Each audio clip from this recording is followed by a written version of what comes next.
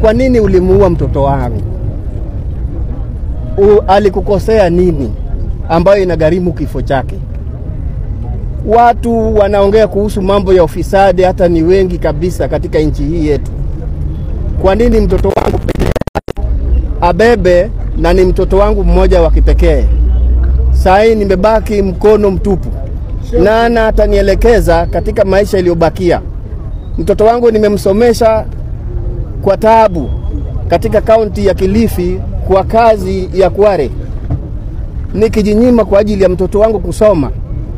Alipohitimu nilikuwa nina matumaini, ndiposa nikatoka huko nikirudi Nyanza nikae nyumbani, kwa sababu mtoto amefika mahali pa kunishika mkono. Sasa leo hii umenivunja mkono, umeniua. Kwa nini uniue? Unanidai nini? Amekuibia nini? Haya ndio maneno ambayo nataka niongee kwako Bwana Eliud.